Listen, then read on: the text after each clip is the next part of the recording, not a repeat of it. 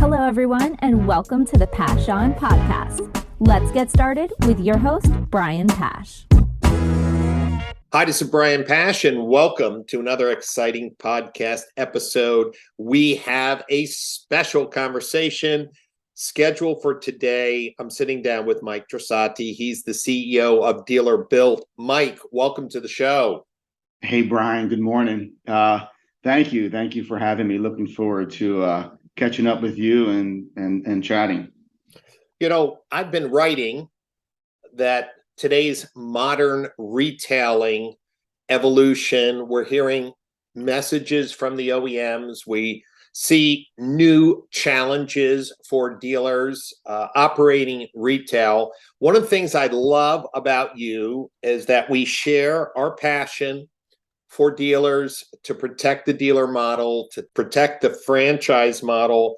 And just in case there are some dealers listening to today's podcast that are not familiar with DealerBuilt at a high level, if you're in an elevator with the dealer principal and say, "Hey, I'm Mike from DealerBuilt. What do you do?"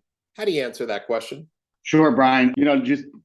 Briefly our history. So, we and my partner, we were either born or married into the car business, into the new car franchise business. So it's kind of in our DNA that we went around the franchise network, and it's been good to us. It's been good to John, been good to me and my family. So coming from the industry, I think we have a pretty interesting look at being both a dealer and a vendor. So I would answer the question, we provide comprehensive enterprise alternatives to run your business with a dealer management system that really was built inside a dealership. It wasn't really built by car people. It was literally built inside the walls of two franchise dealers over decades to provide dealers an alternative.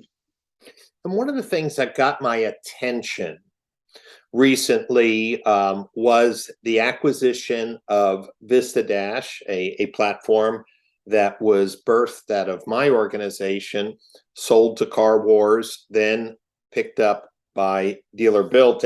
And as I heard the story of your vision for DMS, one thing that just kept on resonating over and over, Brian, we want to make it so easy for the best people in the industry to integrate with our platform. We want to be partners in the tech community. We don't want to put up walls.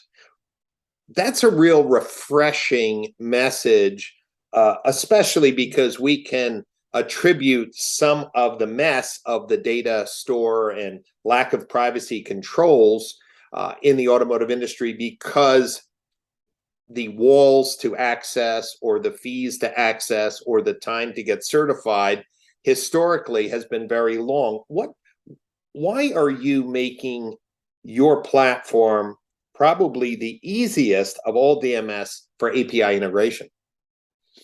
Wow, Brian, that's a lot in that question. So I'm going to try and peel back.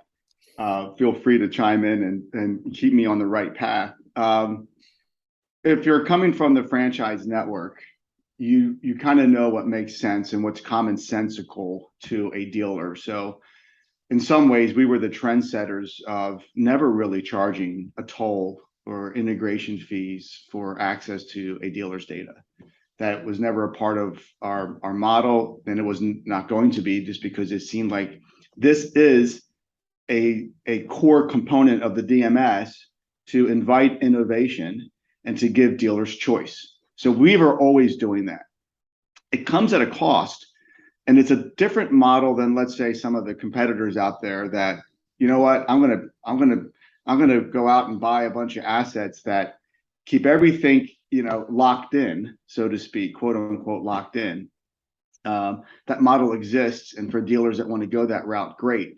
We feel in the acquisition of Vistadash, we need to surround ourselves not with just the right assets, but the right people that can understand that if indeed I want to capture real interesting content about a customer, let's say a customer's journey, or we're looking at the vehicle and the vehicle journey.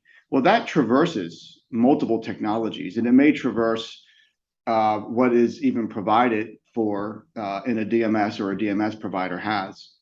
So what excited me about Vistadash was not just what you started really with, how can I create these insights into what dealers do every day and the choices they make every day in marketing?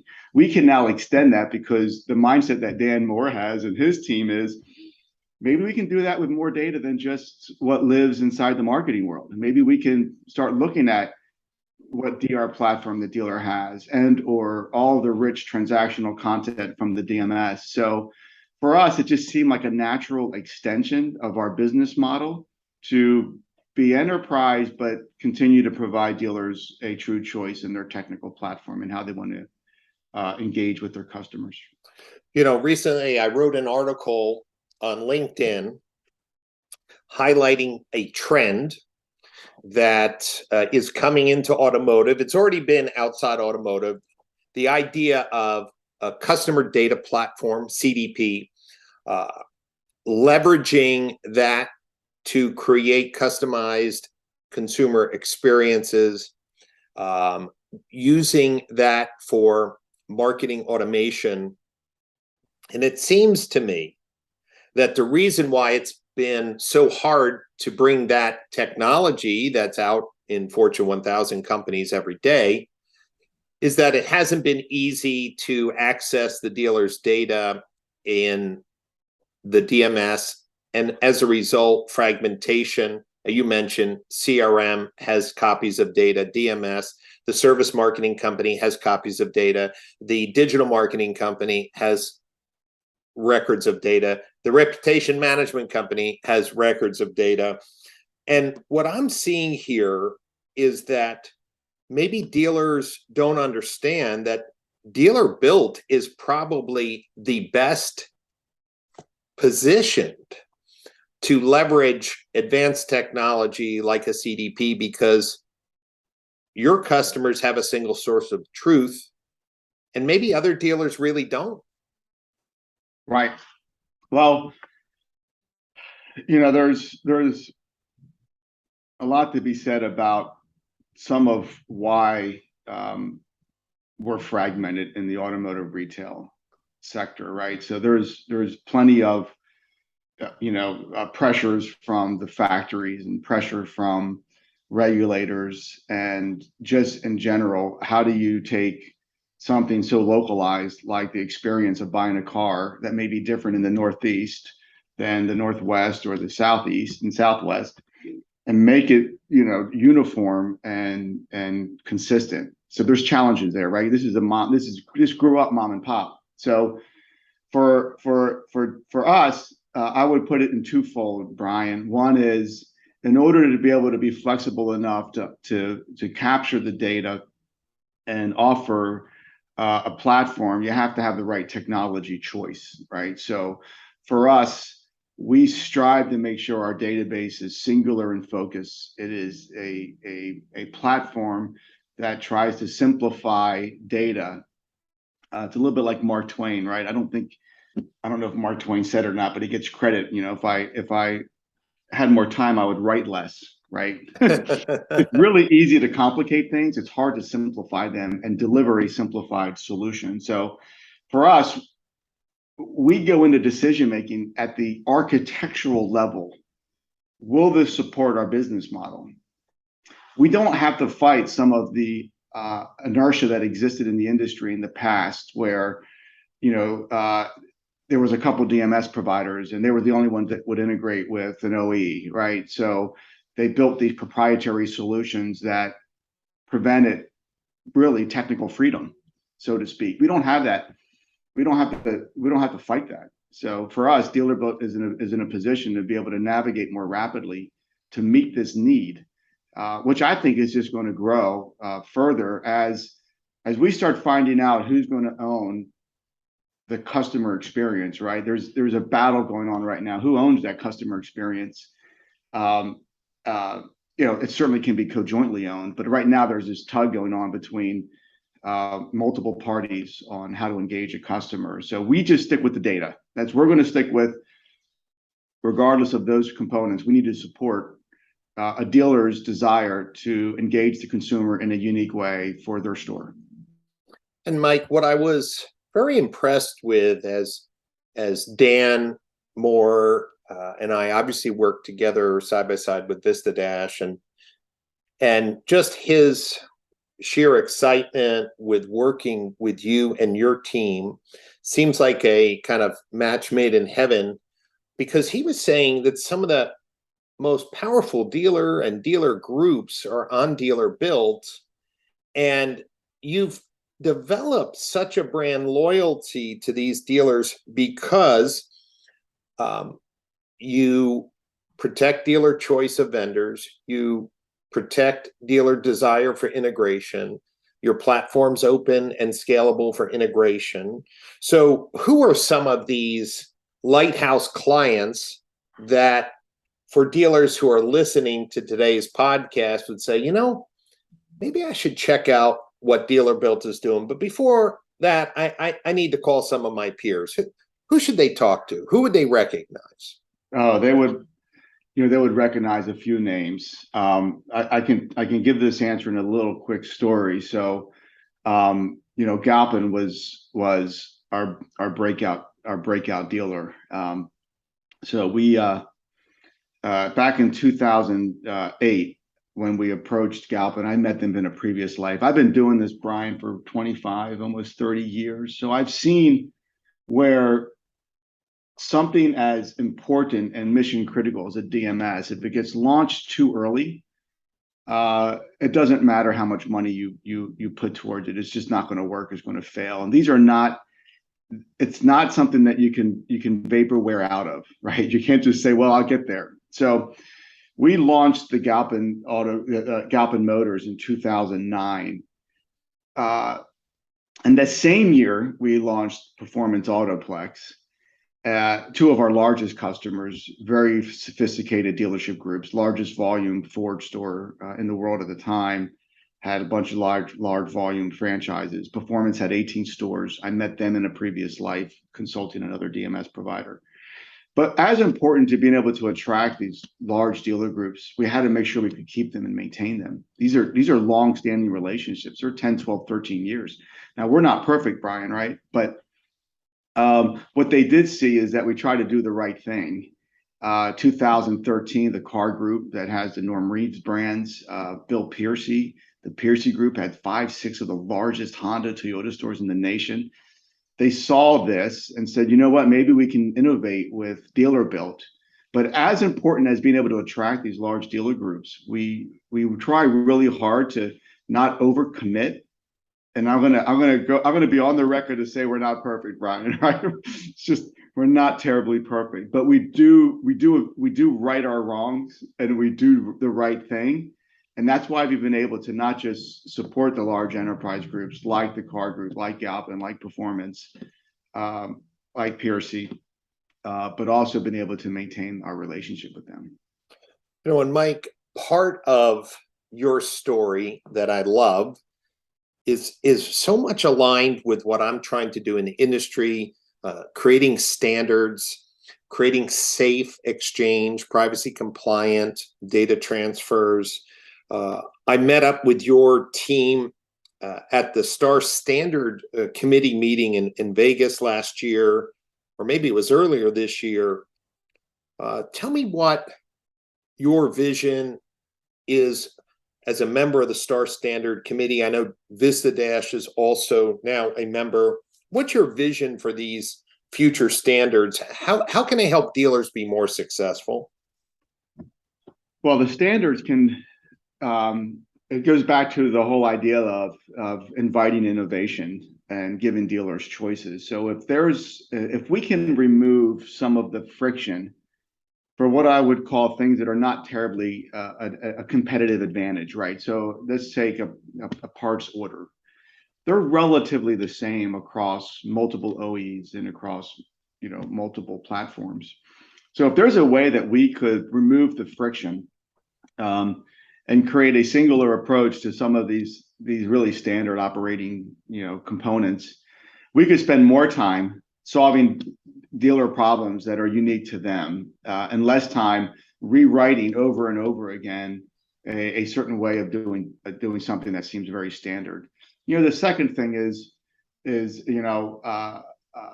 some of the vendors out there, they make their own choices on who they want to partner with, and they also make those choices based off of who has access to which dealers, what's their volume of the marketplace.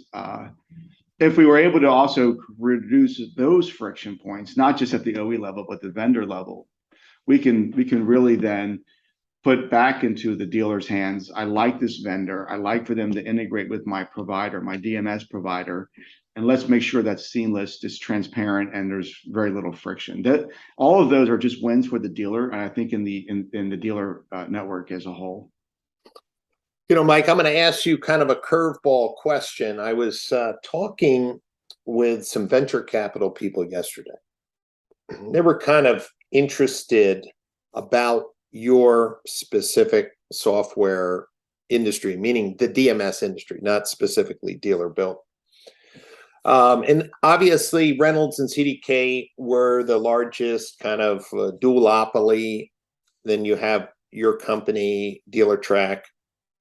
And there hasn't been many people really innovating in this space like you have been. And then all of a sudden, kind of out of the blue, here comes Tekion. And one of the questions that the VC team asked me is like, Brian, what made the OEs so interested in creating another integration partner with Tekion when there's been so many barriers to entrance into this world? And I had my opinion, but why are OEs thinking that this DMS platform and the vision for it and tracking the entire customer journey maybe can't be done the way they want to with the incumbent players? That's a great question, Brian, and it brings and it also brings up a lot of different opinions about what's going on in the marketplace, and some guesswork what's going on in the marketplace. So I would start with two uniquely different but interrelated events that have occurred. One is the OEMs have historically have gone in and out of trying to engage a dealer network with technology. So it's not necessarily foreign to the industry as a whole. There was an Infinity Net. Ford was in the DCS business. Our family had a Ford DCS computer system before Reynolds purchased it, right? So it's gone in and out. The second thing is what you see in the marketplace with Tesla, right? So you see Tesla and the consumer experience, and there's been dialogue that I have had whether or not part of the Tesla success story, and I'm just going to make an assumption it's a success, right, is not just that the vehicle is fully electronic, but the consumer's experience in buying that vehicle is uniquely different, right? It's not tied to a franchise network. It's you walk into a showroom, you order the car online, basically. So I think the OEMs are trying to figure out, is that consumer experience also a part of the electrification of the vehicles that we drive? Therefore, if that is the case, well, the model may dictate that we need to take ownership of that, or we need to take more involvement and engagement in that. And therefore, you don't look at the incumbents, which that I don't know why. So that that may be more than just a podcast to talk about why they just didn't come to the incumbent and said, well, there are innovators out there in this space. I mean, this technology takes a long time to build. It takes a long time to build a DMS that can manage dealership groups, sophisticated dealership groups. So I think it's a combination, Brian, of just the desire for the OE to get connected to their consumers that buy their factory labeled vehicles, and this idea that the electrification of vehicles may be altering the car buying experience. If that helps answer the question, I don't know. I may add more. I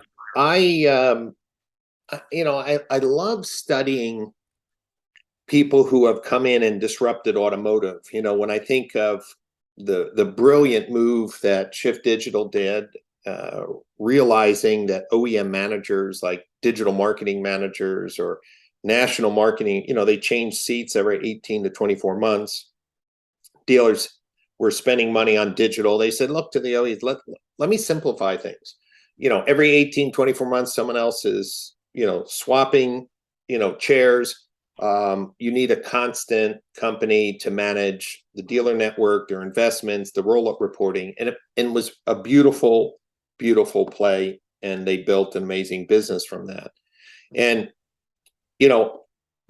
I obviously have no direct knowledge of what Techion's play is, but, if I was Techion, I would go into an OE and say, the average dealer probably has 20 different software companies touching their data. They don't talk to each other. All you do is you get a lead at tier one, you send it to the dealer CRM. You may, depending on the OEM program, have a time to respond, countdown clock, carrot and stick program. But, once they come in the dealership, you don't know anything until whether they bought or not. And then the follow-up after they leave unsold will vary, and I think, Tachyon said, look, we can just do everything end to end. You just be like McDonald's, and McDonald's knows how many hamburgers are sold every minute. They know how many orders are pending. They know they could close their books at any moment of the day instantly.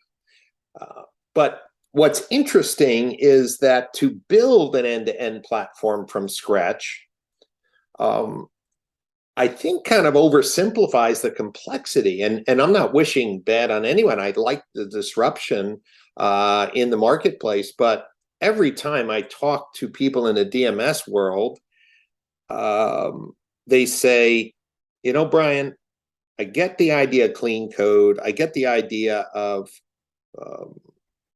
a vision of a single retailing platform, but there are so many little odds and ends within dealer groups. And so I'm wondering if GM with Car Bravo and GM with the e-vehicles all on the Techion DRP, does it mean dealers will have less choice and less flexibility because everyone has to be on the same platform? And the question is are the trade-offs going to be worth it for the dealer? It could be definitely worth it for the OEM. I'm just not sure about, is the trade-off going to be worth it for the dealer? Sure. No, it's a great question. Can an individual or an entity be good at everything, right? So I never used this analogy before, and I don't even know if it's going to be an accurate one, but you rarely see a baseball player that's also a football player, right? It does happen. Or a tennis player also is a pro golfer, right? It's, wins the US Open, both in tennis and golf. It's hard to be perfect. And the DMS, we spend millions just investing in making sure that we can create efficiencies, blocking and tackling, the things that just are not terribly exciting, because those matter. So one is, can you be great at everything? But that's not even I don't even think that's the problem, right? Because let's just assume that they can be. Then the question becomes, I've said in the past, the automotive retail sector was born by entrepreneurs, and it probably has the most entrepreneurs in any segment of our economy. How many different and unique people that think differently about how you and me go to a car dealership and buy a car. So the more that we try and homogenize the experience or remove the choice, well, okay, so now you have, I'm a car dealer. I don't build the products I sell. Now I'm being kind of mandate some of the marketing components. Okay, well, now I got to start looking at a homogenized way of engaging with the consumer, because the OEMs are doing.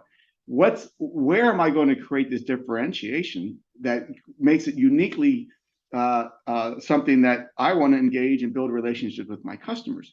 As those things start peeling away, you'll see a fundamental shift, in my opinion, in what the new car franchise system would look like.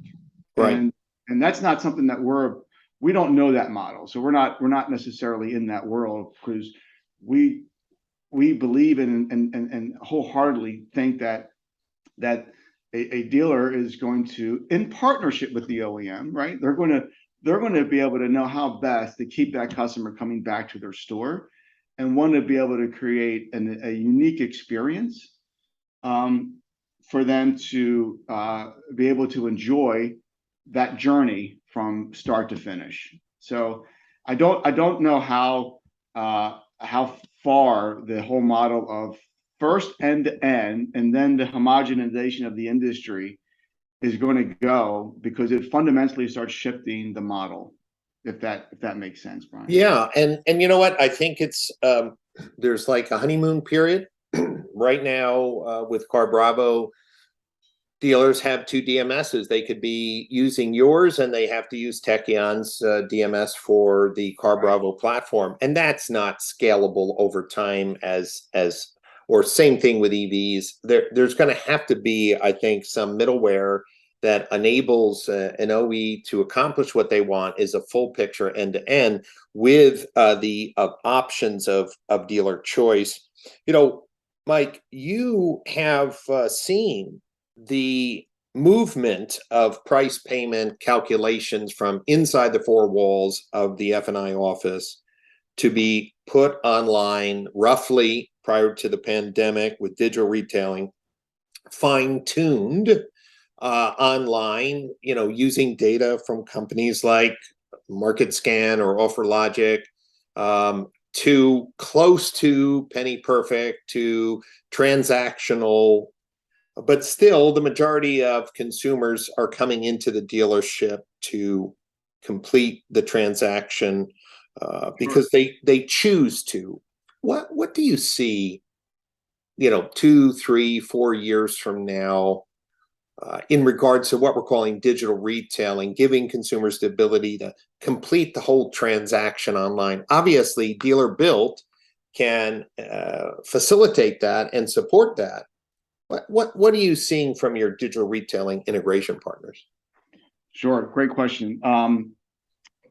I'm going to circle back to your comment about standards. This is one way where standards come in, and one of our good friends and dealer customer of ours, Andy Wright, has been championing, understandably, the OEMs, the factory wants data. They want to understand what's going on in the marketplace and in the retail segment. So if we continue to create these standards, we can also get the data that they need to evaluate and understand the marketplace, so they can make choices as well, as far as the products they build and what goes in them and how they're going to engage with the mutual customer. So one is, I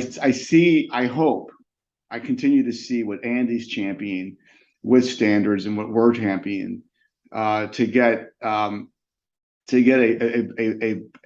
a better relationship and a better understanding of the car buying experience. With that, we looked at digital retailing as, you know, do we get into this space? And you have CarBravo and these marketized used car platforms, but you also have some of the larger players in this space, especially the publics. They're coming up with their own digital retailing branding, right? So that's kind of interesting. So if you combine the standards and you're allowing the dealers to make that, engage the consumers, I think that you're going to continue to see a unique approach to digital retailing. What I think you'll also see, though, is although there may be a little more fragmentation in the lead gen component, right? How do I get a lead into my dealership through an online experience? But you're also going to see some better technologies, I believe, coming out, and we're working with, that says, okay, great. Now that we've engaged uniquely with the consumer online, we need to transact where the consumer is, and they could certainly be in the four walls of a dealership, but they may not. They may be in their living room, they may be in their office. So I think you'll see some innovation in how to create a better media choice, if I can use that, for the consumer to interact with the dealer, transact the business inside the dealer management system that has left the four walls of the dealership. and has met that consumer at the kitchen table. Mike, when I recently visited your offices in Dallas, I was just impressed with the smart people that you're surrounding yourself with. One was a mirror, and I was looking at myself. But you've been working on, obviously, multiple iterations of creating the most advanced enterprise accounting platform for dealer and dealer groups. What's new in fixed ops? I know that you've been spending a lot of focus in two areas, fixed ops and a business intelligence dashboard. Let's start with fixed ops. At a high level, to give dealers kind of an idea, maybe they looked at DealerBuilt in the past and wanted more from fixed ops. What do you got cooking? So, both John and I are CPAs. So we built this thing, and we continue to evolve like I mentioned, the blocking and tackling. But at the same time, you take even the disruptors, the honeymoon phase. You talked about that honeymoon phase, right? When that ends, you're going to continue to have to evolve your platform to meet the changing needs of not just the dealer market, the automotive retail market, but also the technical market, right? What's out there and what's available. So for us, we evolve our platform. So DealerBuilt, what we've early on is decided that it's difficult to sunset a product with so much rich functionality and intricacies that's integrated, and build a new one, right? That's going to be that next platform. So we evolve our platform. So right now in the fixed ops arena, speed is key. Speed and mobility is key right now in the fixed ops arena, because one, you're asking dealers to do more with less, right? You're asking them to be able to, as consolidation continues. So we are investing in evolving our fixed ops platform to its next generation solution, faster, easier to look at on the screens, more intuitive, meeting the needs of the new end user, the dealer's end users. As we're doing that, we're also creating some mobility components that says, okay, now I can take this rich content, this platform that has spent years and years in the making, and also be able to take it into, as an example, a service appointment that's going to be at in a driveway. So we are preparing ourselves both to make sure that we're fast, we're resilient, but also that we're mobile. So that's what we're doing in the fixed ops arena. And then we continue to. What about the BI side? I mean, one of the complaints of dealers is that extracting actionable data from their DMS has been a challenge at times, and that's why I think other entrants have come in, whether it's automotive masterminds, or I can give you a whole list of companies that are basically saying, look, your DMS is the single source of truth, but getting insights from it, you need our tools. What's DealerBuilt doing to combat, let's just say, the need for another product to give them insights? I mean, you're a dealer, you came from a dealer background, you know what dealers should be looking at. What's next in that BI? Sure. Great question. We've also succumbed to our own issues, right? So we've been approaching the BI internally here for years, and some of our dealers, if they're listening, will go, yeah, they really have, and we've seen some really neat things that never come to fruition. So we took a step back and said, you know what, maybe we need to hire experts or purchase experts that are in this platform that understand it in a different way than what lives inside the four walls of DealerBuilt. So again, that brings us back to Vistadash and Dan Moore and his team. We brought on Kendall Billman as well, who's been really proliferating this idea of how to get rich content into a BI dashboard. So now that we have acquired Vistadash, it's twofold. One is you get the technologies to marry up. So we're doing that now. But we will be launching, I hope by NADA, you're going to be seeing some real innovative ways that we take what Vistadash has started modify and update the framework, but then you start really adding in those BI layers, the intelligence layers into that platform to finally get us to where we had the vision, Brian, right? We knew the vision. We needed that extra expertise that comes with both the Vistadash platform and the Vistadash team to really build a BI tool that can meet those needs and fulfill our vision. Well, I'm excited to see what you and Dan are cooking up. I know that Dan, when he took over Vistadash, really saw that product accelerate. Now it is a standard for the NADA digital 20 groups. I mean, what Dan has been able to accomplish, and now it's a perfect marriage because any dashboard that's helping dealers make decisions need access to that single source of truth. And I'm so excited of what the future could be. Now, Mike, you're also going to be along with the Vistadash team at the Modern Retailing Conference. That's November 13th, 14th, and 15th. So dealers who are thinking about their 2023 plans and looking for new ways to gain insights for their business and operational efficiencies, want to encourage you that meeting up with the DealerBuilt team and Vistadash would be a great reason to come out to the conference. But if somebody can't make the conference, Mike, what's the best way for them to set up a demo of the latest innovations you're bringing with DealerBuilt? Sure.